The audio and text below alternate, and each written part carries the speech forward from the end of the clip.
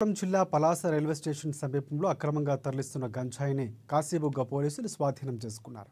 ఒరిస్సా రాష్ట్రానికి చెందిన ఇద్దరు యువకులు 8.5 కేజీల గంజాయిను 2 బ్యాగుల్లో పెట్టి ముంబై వెళుతూ ఉండగా పలాస స్టేషన్ సమీపంలో అదుపులోకి తీసుకున్నారు.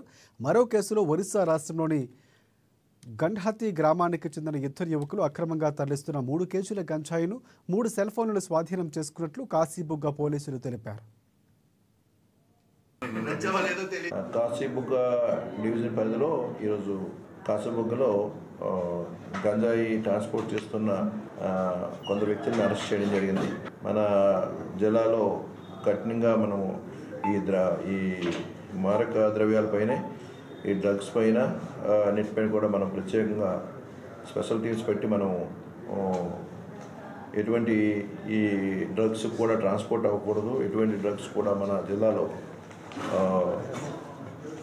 ఉండకూడదు, డ్రగ్ నిషేధ జిల్లాగా మనం చేయాలనే ఉద్దేశంతో మా ఎస్పీ మహేశ్వర్ రెడ్డి గారు సూచనల మేరకు వారి యొక్క ఇన్స్ట్రక్షన్ మేరకు మేము నిఘా పెట్టడం జరిగింది. ఆ నిఘాలో భాగంగా ఈరోజు రైల్వే స్టేషన్ దగ్గరలో